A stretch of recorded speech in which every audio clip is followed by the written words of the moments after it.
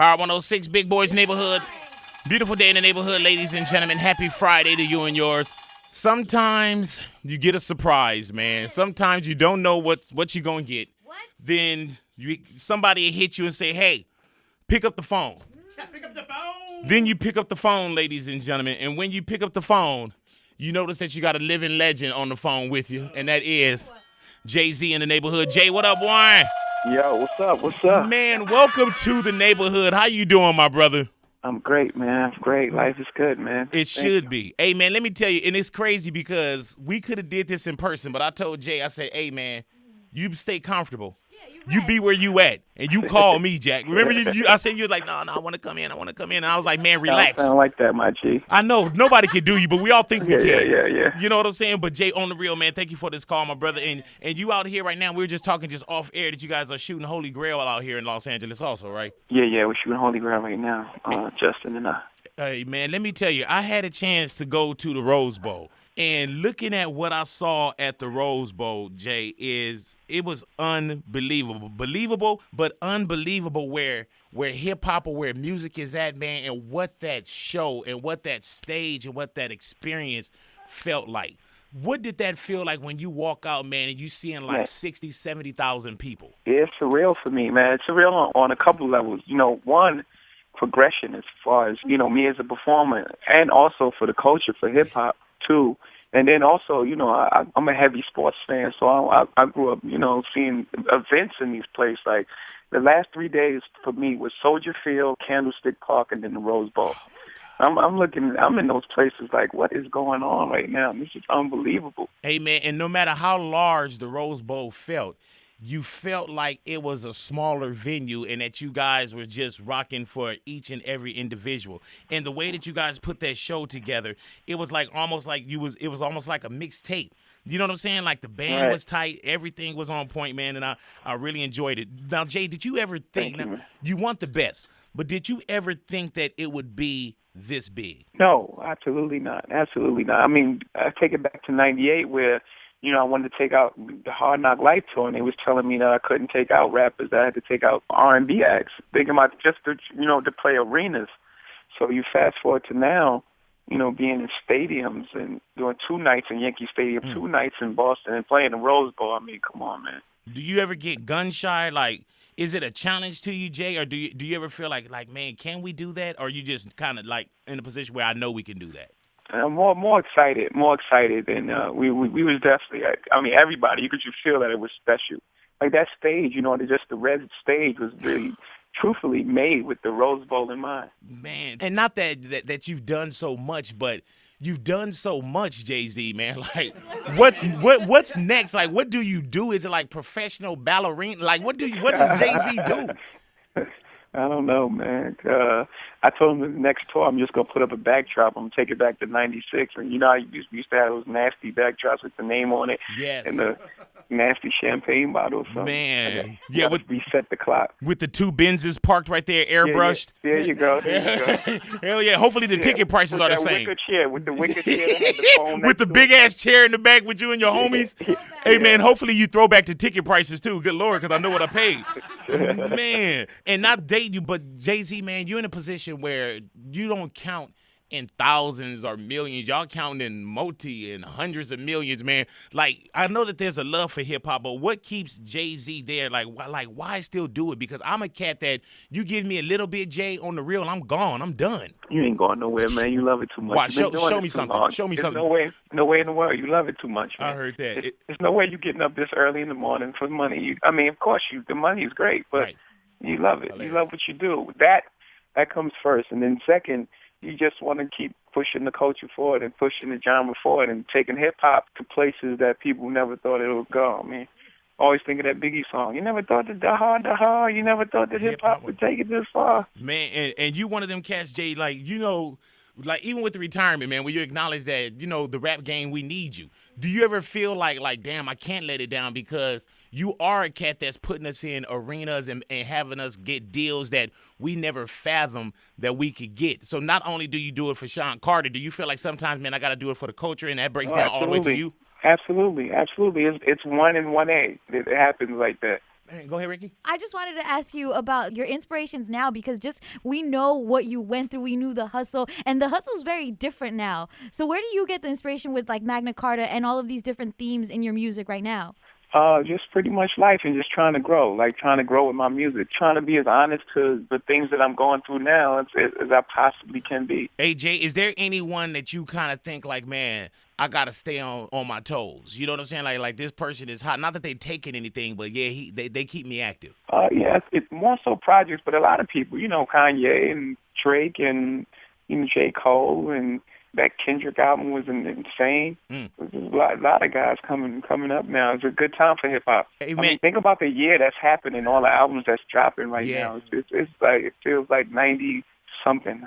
You know 96, 92, 96 and 92 were two great years. You know what I'm loving also too, Jay, is that we're going back to where cats, because we got a little dancey and we got a lot of auto tune, and exactly. I'm loving that we getting back to cats making albums and you listening for lyrics again, and there's no real gimmicks as much. You know what I'm saying? Because we got it to a slippery slope. Now, speaking of Kanye, will we see kind of like a Watch the Throne 2? Is that something that you guys are concept in your minds, like, man, we should do another? Yeah, we definitely spoke about it. We don't have any dates lined out for it, but we definitely spoke about, dropping solo albums and then going back to do Watch the Throne too. So we'll see what happens.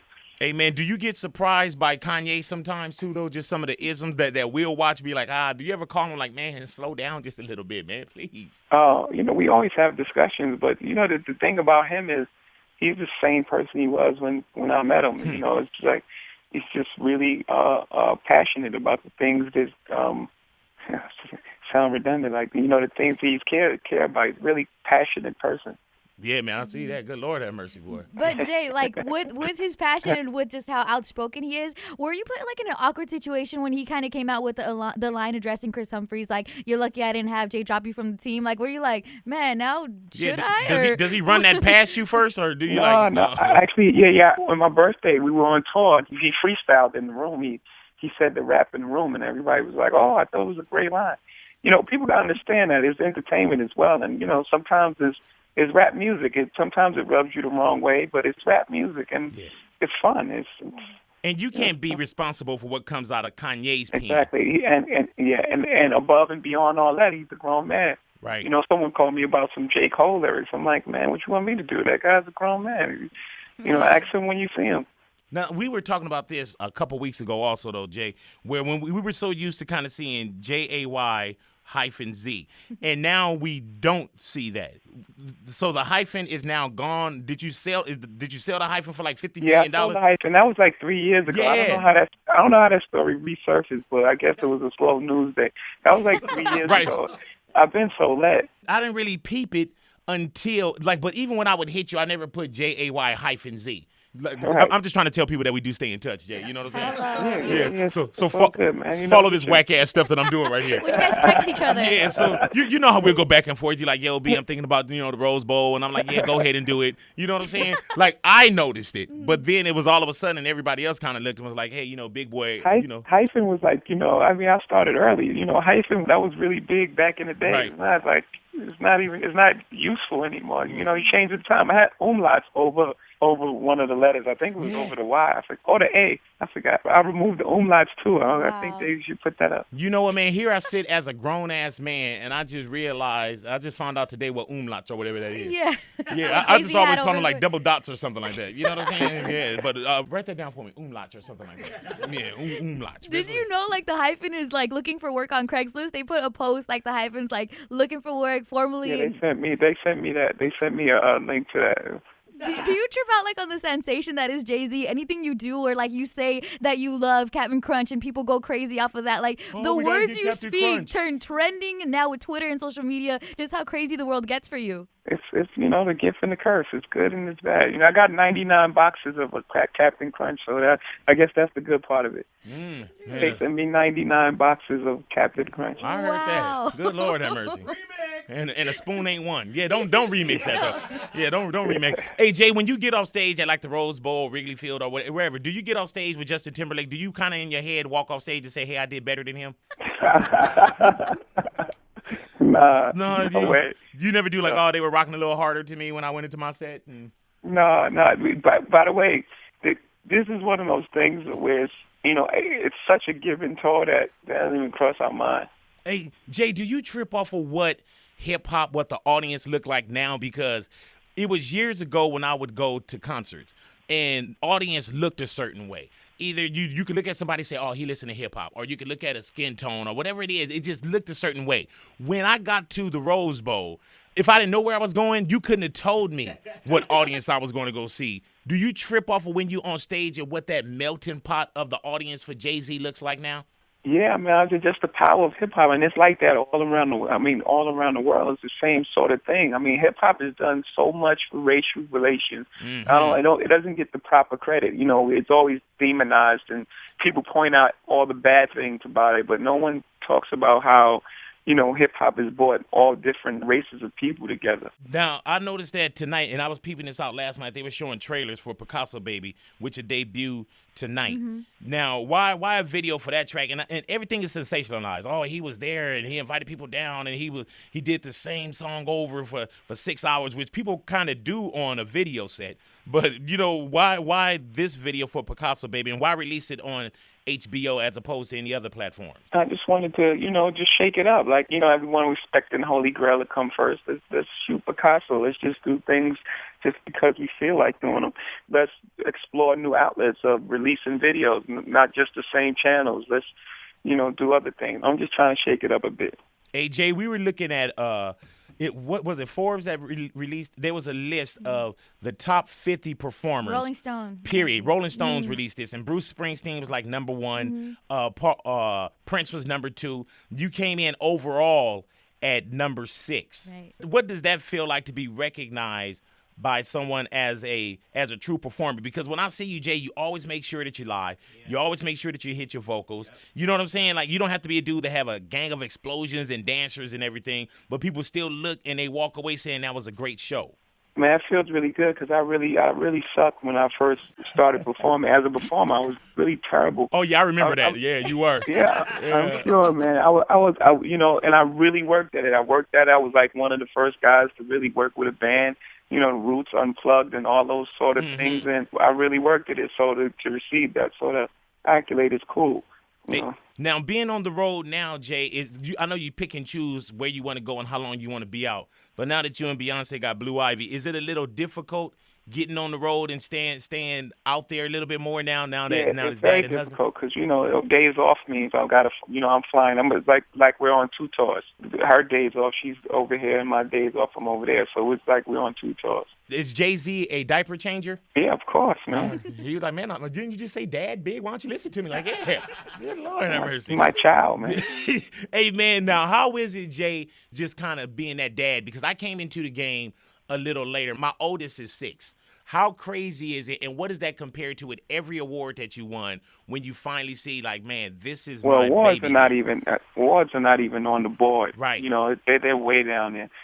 Nothing compares to that feeling. It's indescribable. I don't know. It's very difficult to put words to it. It's an indescribable feeling. Man, are Beyonce and the baby, do they kind of follow you on the road? But she got her own thing that she got to do also. So I see that you had jumped out and surprised her on stage probably like a week ago. Do you try to make those moments happen where if you get a moment, you can kind of shoot away?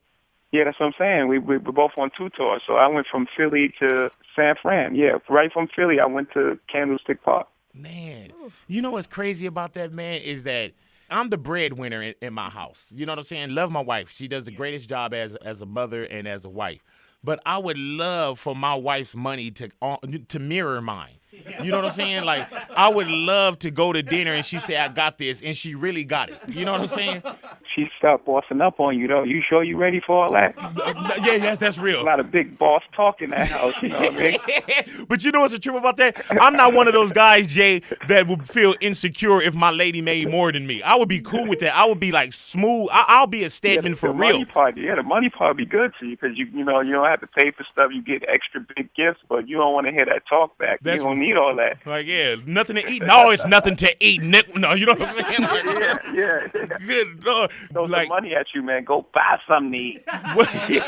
Yeah, like, I done sit here and brought all this money in. But you in a position, man. Beyonce's in a position. Is there anything that she could bust Jay-Z's butt about? What do you mean? I don't understand that. Like, just like, is it milk?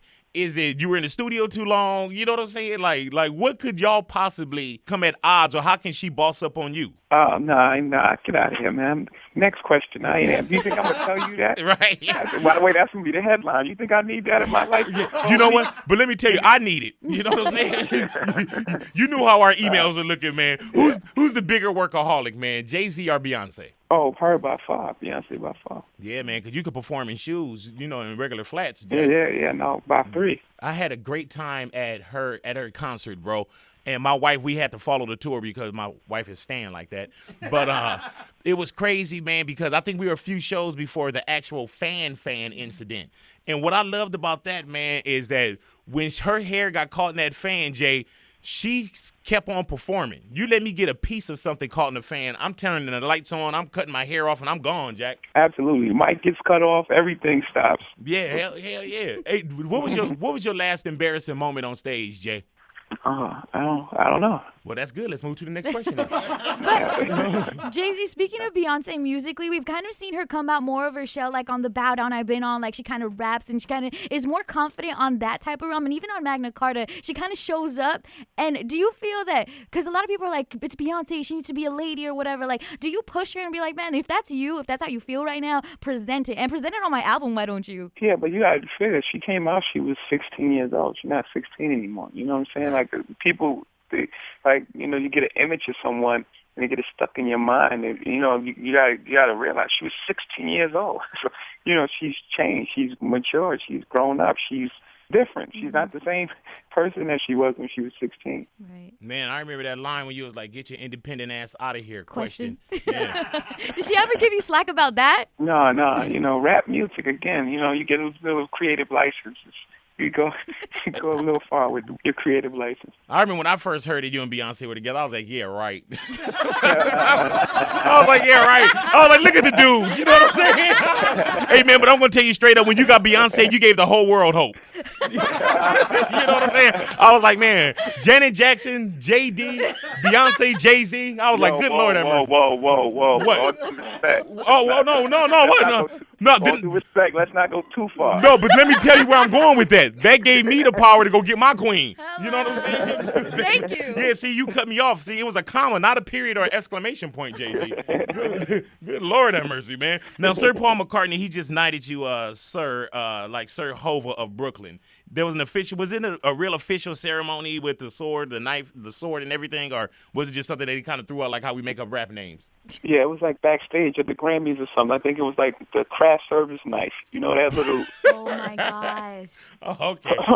Okay. I thought it was like a hell of a ceremony, man. Now, also, man, you were talking, Ricky, about he spoke to Biggie the night before Biggie passed. Yeah, I heard you had a conversation with him the night that he did pass away.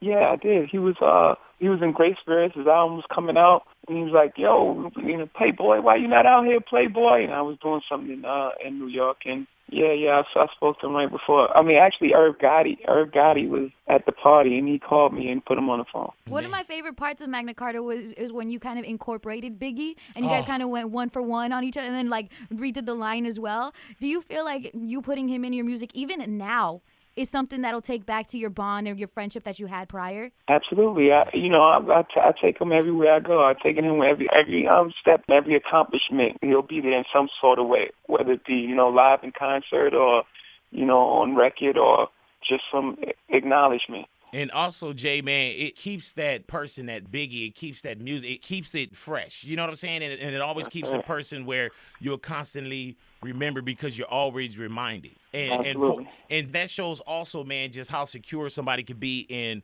their position by making sure that they still do acknowledge someone else. You know what I'm saying? That's right. Man, now, Jay, I'm going to almost let you get out of here. I'm going to just spend another hour and a half with you. Then we're gonna go ahead and wrap you up because I know y'all got to go do the Holy Grail video. Best believe that. Just put this in the video. Now, are you on Justin Timberlake's 2020 Experience Part 2? Are you on there? Yeah. I heard nice. You're not on there, though. No. No, I'm not. Well, you go ahead and No. you do what you do, man. I'm gonna stay and do this radio thing, continue to play records. Timbaland teased that that there's a record with Nas and you on it and Justin Timberlake called Sinatra in the Sand. Now, is that record done, or is that something that is that a concept in Timbaland's mind? Yeah, it's a concept. It's a bit beyond a concept in Timberland's mind because we started it, but I don't know where it is, and we need to get back in there and finish it. Let me ask you this, man. Now, I don't know if you're watching the concert when certain things go on when you're not on stage and Justin Timberlake is on, but Timberland came out in some red leather pants. What the hell was going on with that? You know what I'm saying? That's my man. We call him Dope Boy Fresh. Yeah, man, good Lord. When he came out, now that's my big homie also, though. But I was like, dude, he lost the bet backstage. He lost the bet, and he had to come out and he had to pay this off in front of 70,000 people right now. Best believe that, man. Who's worse at dressing themselves, Timbaland or The Dream at the Grammys? Remember when you got him for what he was wearing? Oh, man. What? Hey, Jay, I want to ask you something real quick, man. Then we're going to let you go ahead and do what you got to do, and we definitely thank you for the call. But, Jay, I got to put you on the raft. Jay, you're on a raft. You're in the middle of the ocean. You look, you see two people floating. Jay-Z, you can only pull up one person. You look in the ocean, you see former President Bill Clinton and today's President of the United States, Barack Obama. Who do you pull up, and who do you let drown? I think Bill understand. He'd be like, man, okay, man. Right. I get it. Right. I know what it is. Okay. Hey, man. Anybody ever tell you do a mediocre Bill Clinton? Yeah. Sound like Jay-Z. Yeah. Upgraded. Your Bill Clinton sound like everybody else's Jay-Z. It's your boy. Everybody think all they got to do is say, it's your boy. No. And we got Jay-Z locked. You know, it's Or your the boy. laugh. Yeah, or the laugh. All right, same thing, man. You're on a raft in the middle of the ocean. You look in the water. I answered that too fast. That's the problem, man. Now you want to ask me another one. Yeah. And draw this one out for dramatic effect also. Yeah. You look in the ocean, you see Justin Timberlake, and you see Robin Thicke. Who do you pull up, and who do you let drown? Well, man, I gotta let Robin go, my man. That's my guy too, man. That's really my guy. But we gotta hit these stadiums right now. Yeah. Good Lord, yeah. And that'd be hard for you to have to come out and say, hey, I didn't pull Justin up, but everybody throw your hands in the air and wave them like you just don't care. Yourself. Yeah. Best believe. Hey, man, do you ever trip off, dude, that you are friends with the President of the United States? My first time going to the White House, I was like, damn, man, I'm in the White House. That tripped me out. Saying hello to Barack Obama, that tripped me out. Does it trip you out that you got Barack Obama's phone number? He knows who you are. Like, you're boys with the President of the United States. Absolutely, man. I mean, I used to hide from police officers. You can't forget about knowing presidents. It's unbelievable. Man. Really unbelievable. And one thing real quick. Hey, man, is Blue Ivy, is that her real name or is that her press name? Shut up, man. Okay, I was trying to get the exclusive. Jay, I thank you, my brother, man. I'll see you at the Holy Grail video shoot because we shooting that today. Yes. You know what I'm saying? So Yeah, come on by, man. Come check us out. When I come by the video shoot today, am I in the video or am I just stopping by? Yes, you gotta bring your red leather pants, though. You know what, man? Well, just tell me when it debut and I'll watch it at the house.